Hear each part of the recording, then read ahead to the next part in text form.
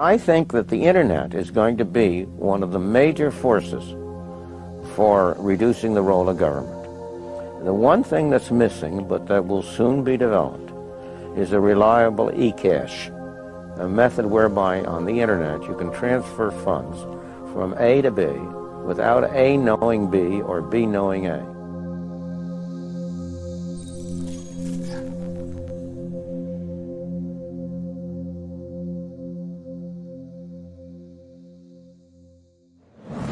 What is a Bitcoin? What is Bitcoin? What backs a Bitcoin? You put some of your money, real money, online, and it turns into Bitcoin. I don't even know why we call them coins, except that they call it coins in the name. I think Bitcoin has turned into a massive multiplayer online game where speculators are trying to out-speculate each other. Is it a means of exchange or an asset class? I see you taking my real dollars, and then you give me virtual money in return. Thanksgiving dinner, my grandmother asked me, what the heck is this Bitcoin stuff anyway, right? And I said to her, do you remember when Visa cards first came out? You were used to paying with cash or with a check, and then a Visa came out. It was this weird payment system that you didn't understand. And she said, yeah, I remember that. I said, well, Bitcoin is just the next evolution of another payment system. Bitcoin. By now, you've probably heard of it. The wild fluctuations in its price has gained the attention of the mainstream financial media. But Bitcoin is much more than just your average investment.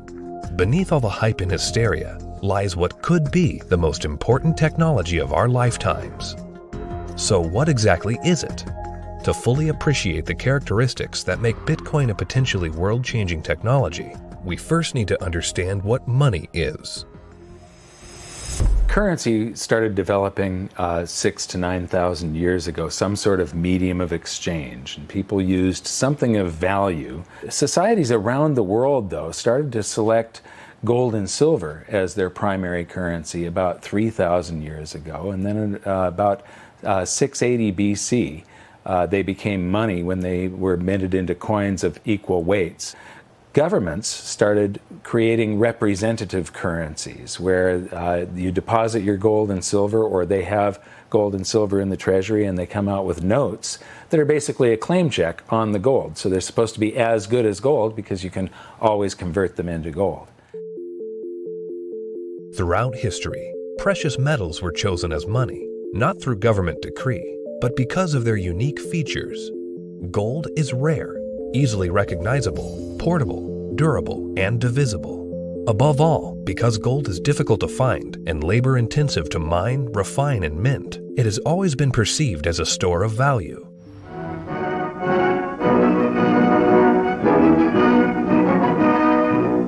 At Bretton Woods, New Hampshire, delegates from 44 allied and associate countries arrived for the opening of the United Nations Monetary and Financial Conference.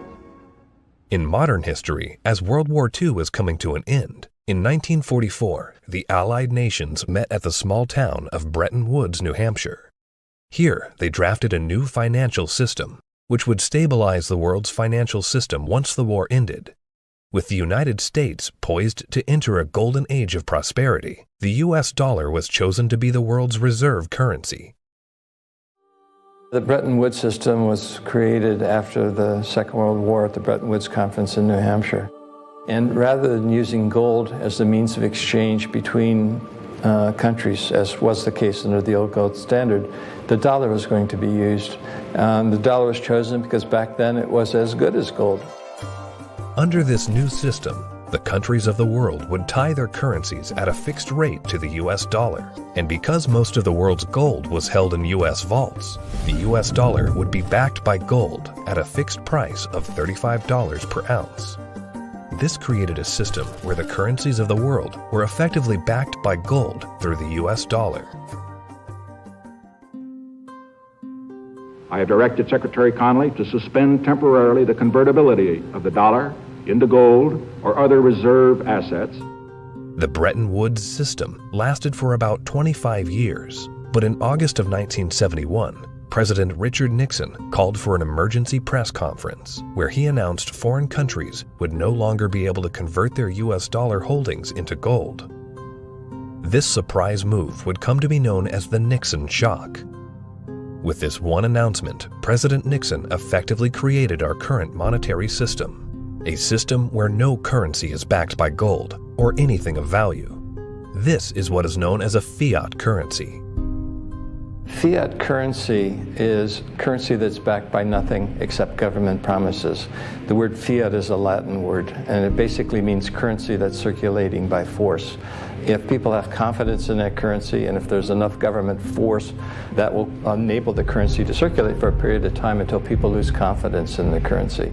Money is a medium of exchange, and the way it has evolved is that it's always something of intrinsic value until the modern age, when the politicians say, well, we don't need anything of intrinsic value anymore. All we need is political decree. We can say this is money, this piece of paper is money. Now money has a new characteristic. But underneath it all, there's this same concept in place that nobody ever seems to challenge, and that is that governments have a right to declare something of no value to be money, and you must accept it. That's really the problem, and it's still the problem today.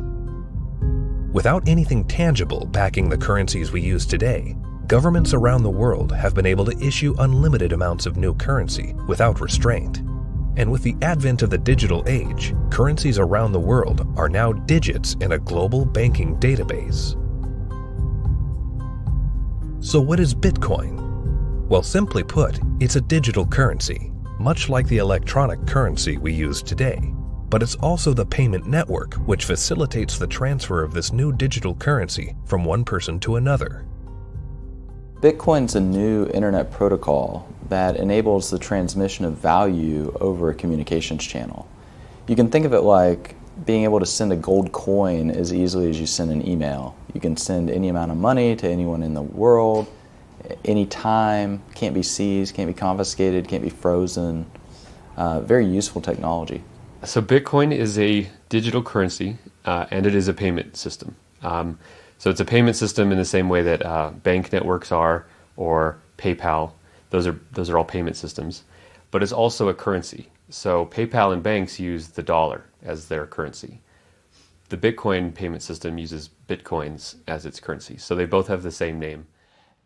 What is your opinion of disruptive digital currencies such as Bitcoin? If you're looking for the idea that a currency doesn't really have to be something physical, it can be something that's virtual, that's the system we already have. You know, and if you want it to be, I want a way to make payments electronically, that's, credit cards. I mean, so exactly what it is that this thing is supposed to be doing that we don't already mostly do.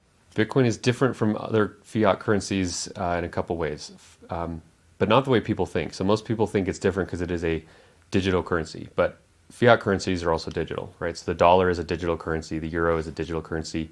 They're all just ones and zeros in the banks of the world. So it's not that Bitcoin is digital that makes it unique. It's unique in that it cannot be created out of thin air. So dollars, euros, yen, these can all be created out of thin air by people who have permission to do so, which is generally a central bank. Bitcoin has no ability to create it out of thin air. So it is a scarce digital asset. Unlike the banking system we currently use, where bureaucrats meet behind closed doors and determine and regulate the supply of new currency, mathematics and cryptography are used to regulate the creation of new bitcoins. The Bitcoin network is decentralized, meaning that instead of transactions and account balances being stored on a central computer or database, Bitcoin's ledger of accounts, more commonly known as the blockchain, is distributed across tens of thousands of computers around the world. There's something called Napster. We all remember Napster. We could download music and movies from Napster, but after a while it got so big and popular, the government came in, shut it down because of copyright infringements. No more Napster, right? So then somebody created something called the BitTorrent network. What's this? This is a software people run on their computers that allows people to file share. So if you run the software, you can go to things like Pirate Bay or Views or BT Junkie, and you can download any music or any movies you want, and they can't stop it because it's not a centralized location. Well, Bitcoin is the currency that runs on the BitTorrent network. Why was gold and silver considered money for the last 4,000 years is because it took work and effort to make that nice, beautiful coin. They had to dig it out of the ground and refine it, and the crucibles and the furnaces, and stamp it into a nice, beautiful coin. And that took work. So you didn't have to trust anybody that they were going to work for you. The work was already done. Well, Bitcoin, proof of work, is the same thing, right? You have to hash away and solve all these math problems. You have to have the chips and the electricity and yada, yada, yada to create a Bitcoin. It would cost today about $800 to make a Bitcoin. I believe that Bitcoin has multiple levels of intrinsic value. The properties like being unconfiscatable, properties like this censorship-resistant value transfer that no one can stop you from sending. More importantly, what gives it intrinsic value is the productive capacity and the brain power of some of the brightest developers in the world that have chosen to work on this open source protocol. And this productive capacity of some of the brightest minds that are building it is what truly gives it value. All Bitcoin transactions are cryptographically verified by thousands of computers on the Bitcoin network. These very powerful computers, known as miners, expend a massive amount of energy and processing power to verify the integrity of each and every transaction. So the miners basically validate transactions. All these transactions are flying around, and they have not yet been formally vetted by the network. If the miner believes the transactions are valid, it will put them in the block, and the block then becomes part of the blockchain. And over time, that becomes the record of truth. And so what that means is that if you receive Bitcoin and a few blocks happen after you receive it, no one can ever take that money away from you because the blocks have been stuck into the blockchain, they can't be reversed, and you know that the money is truly yours. The decentralized nature of the Bitcoin network eliminates a single point of failure and makes it impossible to be hacked or to be shut down. Bitcoin transactions are transmitted peer-to-peer without the need for a third party, meaning that the user is in complete control of their money. It's impossible to be shut down. That's the beautiful thing about it. There is no Bitcoin place. You can't shoot Bitcoins. It has no center of gravity. It has no headquarters. You can't shut it down. The only way you could is to shut off the internet. Your average person has absolutely no idea how their email works, but it works, and that's all that really matters. And Bitcoin's very similar to that. But as far as what I would do to tell people or describe to people who don't know about Bitcoin what it is, I would say it's a form of money that you can just use on your phone or your computer in today's digital age where everyone's on the internet, that is much faster to send than most of the banks, and it has, for at least since its inception in 2009, risen in value. For new users, the inner workings of Bitcoin can be quite complex and daunting. But what's important is how this revolutionary technology changes how money is transferred globally. Right now, every single payment that you make to another person goes through an intermediary. Either PayPal or bank or Visa or MasterCard. And more importantly, the governmental jurisdiction decides if you're allowed to make that payment. That payment could be stopped halfway through, and then you have to try and get your money back. With Bitcoin, no one can stop it. The moment you decide to send another person digital value, you can just send it. And there is nobody in your way. There is no one that has to give you permission to pay another person money, and all they need is an internet connection. This has the potential to displace the need for banks as a trust institution. If you and I exchange currency or have commerce using Bitcoin and it goes on the ledger, on the blockchain, we don't need a bank to confirm that that is a valid transaction. One of the differences between Bitcoin and the banking system is it doesn't require a third party to perform.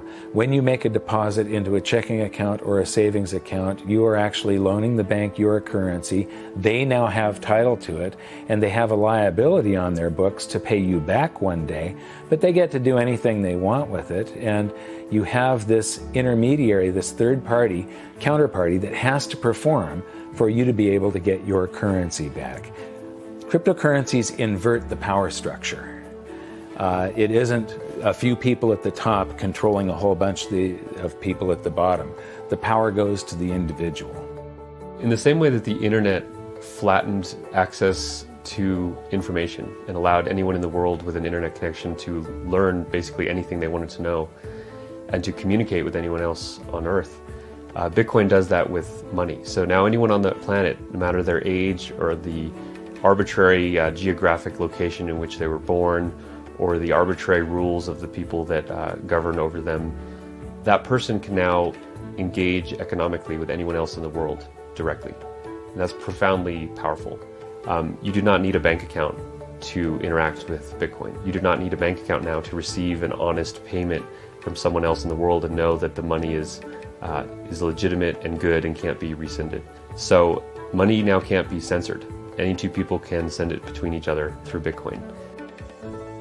Cryptocurrency Bitcoin has once again defied naysayers by spiking above $18,000 at one point today. Bitcoin hits a new high. We had this incredible run up in the fall going into the holidays, and then we've seen a pretty big pullback. This is a 30% loss in the week and a 50% loss in the year. The past year has seen the price of Bitcoin rise and fall in dramatic fashion, getting the attention of Wall Street and the investment community. Bitcoin is now seen by the public as a speculative asset class that can be traded, but the core fundamentals of this important technology cannot be overlooked. The use of Bitcoin is particularly vital in the developing world, where billions of people are without basic banking services. People who see the price all the time, especially in advanced societies, they focus more on the price and they think that Bitcoin is an investment solely and that it goes up and down like a stock based on news and expectations. But the fact is, probably there's more people in these kind of third economies. They don't own a lot, but they own it, and they own it because they need it. Not because they expect to get rich or hope to get rich, because they need to protect themselves against both destroyed fiat currencies and against capital controls. So when people think of it as an investment, they have to realize that the reason that Bitcoin's so exciting is because it's a future money for the world, not because it's something that could become a great investment. It just so happens to be that both can be accomplished at the same time.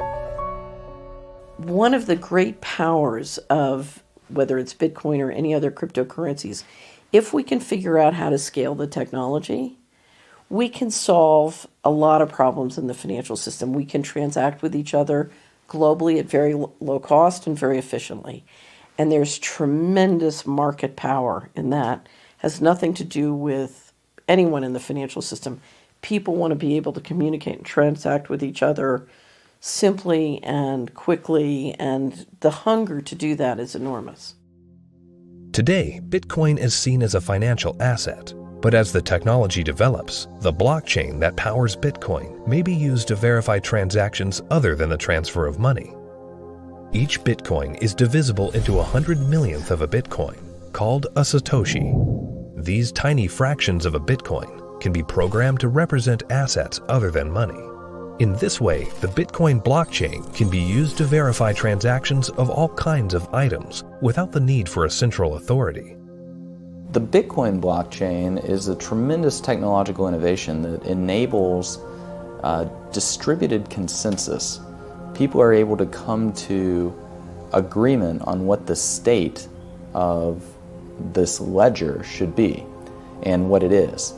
And that enables people to have trust without trusting any other party or person or institution. So anywhere we need to have trust, where we need to be able to verify what is the true and correct state of something, that has an application to be put on the Bitcoin blockchain. For 6,000 years of recorded history, we've always had this problem when we want to engage in consensual exchange. That is, if we're strangers, can I trust you? And what's happening with Bitcoin and the blockchain, the technology that powers Bitcoin, is it's now possible for us to have trustworthy exchange without those third parties. The trust is built in through the cryptography. That guarantees the exchange of value.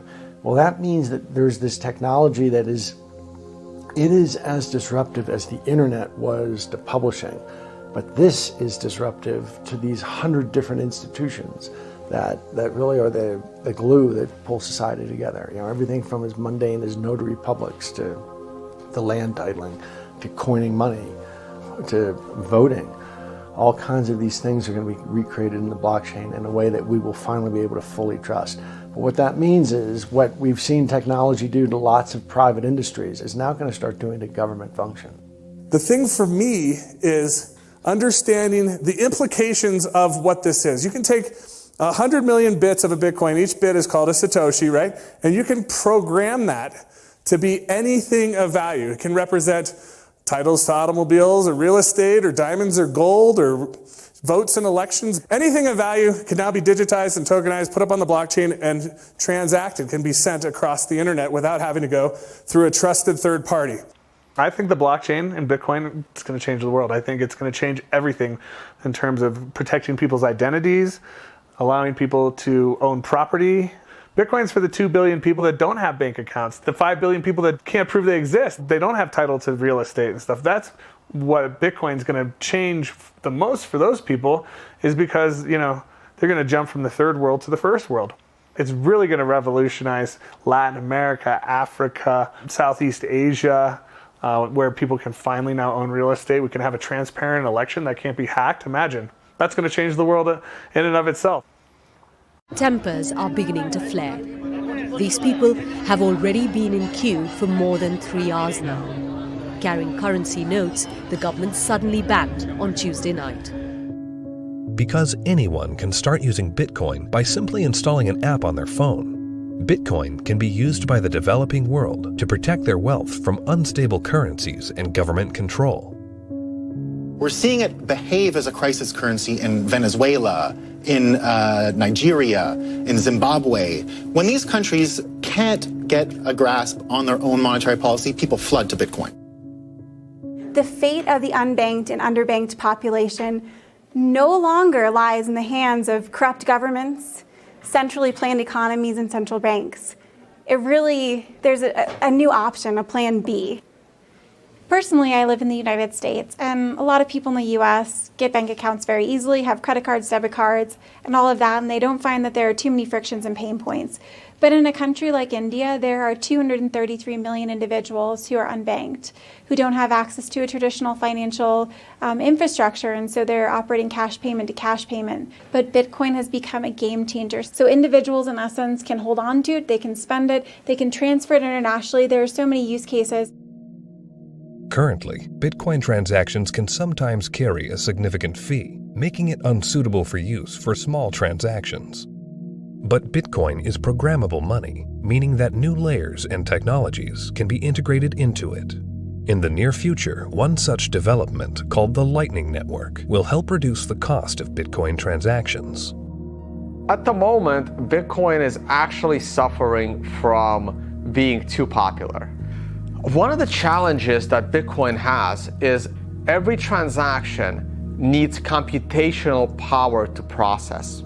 So at the moment, Bitcoin can settle about 4 to 7 transactions a second.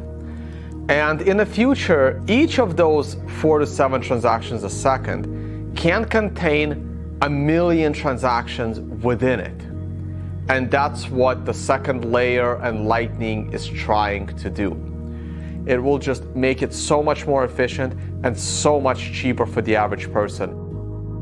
The integration of the Lightning Network into the Bitcoin protocol will scale Bitcoin into a fast, cheap, and efficient payment system. Once implemented, this will have enormous implications for the developing world.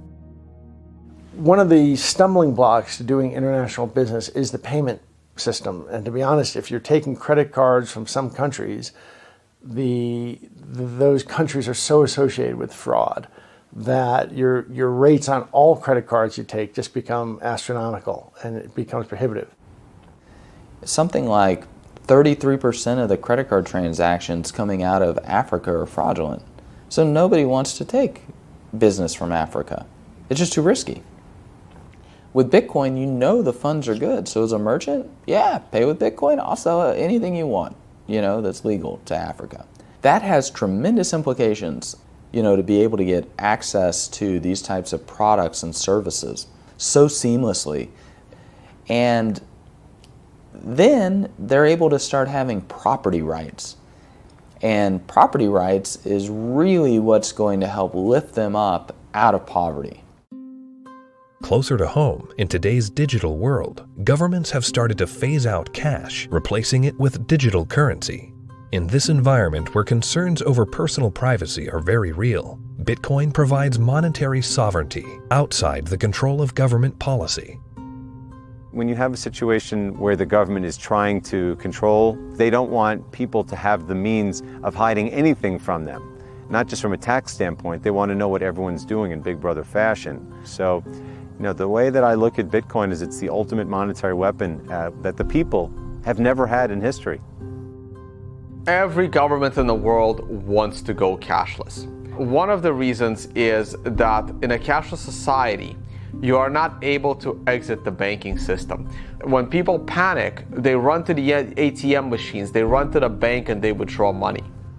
The other thing is the governments are starting to run out of money, and governments don't build anything. They just use other people's money. So they are treating everyone as a tax evader. I believe the main reason why Bitcoin is so popular and important is not because of its finite supply and being gold. It's because of anti-money laundering laws preventing people from doing what they want with their money. One of the main functions of government is to create currency. And Bitcoin is successful only because of its potential for circumvention, lack of oversight. So it seems to me it ought to be outlawed. It doesn't serve any socially useful function. As to whether or not Bitcoin is illegal or should be seen to be illegal, cash has been used for a whole heck of a lot more illegal things than Bitcoin has through the years, and still is today. Cash is untraceable. It's easily transportable. Nobody knows where that dollar has been and how it's been moved from hand to hand to hand. So it's just a matter of making that connection that a cryptocurrency is really not a new thing. It's just a different version in a digital form of something that's existed in our society and legal structures for millennia. Bitcoin is shifting the paradigm and challenging the legacy financial system. Recently, Jamie Dimon, chairman and CEO of JP Morgan Chase, America's largest bank, was quoted calling Bitcoin a fraud. Why is Bitcoin a fraud? Here's the reason. Governments, the first thing they do is form a currency. They like to control the currency. They control it through a central bank. They also like to know who has it, where it is, where it's going. Wait until someone gets hurt. Wait until it's used for illicit purposes, which it is somewhat used for illicit purposes. They close it down. You got people like Jamie Dimon, a serious guy, calling it a fraud. Calling a fraud? You mean like there was hundreds of billions of dollars of securities that Jamie Dimon sold the public a decade ago called mortgage-backed securities? He's calling Bitcoin a fraud? Is that going to go to zero like his securities that he sold the public? First with respect to asking a banker about whether they like Bitcoin or not, that's kind of like asking a king, do you like democracy? It's just so thoroughly frustrating and insulting when people who know very little about what we do watch an up-and-coming technology and have the audacity to call us all criminals. We're not the criminals here. The whole damn reason this ecosystem exists is because they're the criminals. And it doesn't really matter at this point what he thinks. The genie's out of the bottle. Somebody in this room or somebody at this conference or somebody around the world is going to solve the problem of decentralized lending and value-stable currencies and decentralized exchange. And within 5 to 10 years, banks will become less and less relevant, just like landline telephones are becoming less and less relevant. And we're going to wake up one day and we're going to be in charge of our own money. And Jamie Dimon, in retirement, can watch the world as it is, not the world as he would like it to be. The Bitcoin blockchain is built on decentralized consensus outside the control of a central party. However, with the hype in the rise of cryptocurrencies such as Bitcoin, both central banks and commercial banks have started to develop their own digital currencies under the guise of what they call blockchain technology. My big fear is that what is going to happen is blockchain technology will be adopted by governments, and fiat national currencies will be run on blockchain technologies, and the whole monetary system globally will eventually become cashless. And at that point, if it's centralized and there's an entity that runs the blockchain, they can lock you out of it if they don't like what you're doing, and they can trace everything that you do. Every transaction, everywhere you go, will be recorded. And so, if we're not careful, this has the ability to enslave us or free us. I think blockchain or any kind of open ledger distributive database will have a tremendous impact on our world. My fear is that, and this is used to centralize, digital technology gives a banker the ability to put a chip in you, to tax you whenever they want, to interface with a money system with you physically, and to perfect the collateral. So I love the innovation, and the question for all of us is, how can we innovate and make the financial system more efficient and do it in a way at the same time where we distribute the power lines in the political system? The blockchain is a technology, which is a good technology. We actually use it. It will be used for a lot of different things. God bless the blockchain. Cryptocurrencies and digital currencies, I think are also fine. JP Morgan moves $6 trillion around the world every day. We don't do it in cash. It's done digitally. Yeah. If it can be done digitally with the blockchain, so be it. But it'll still be a dollar cryptocurrency.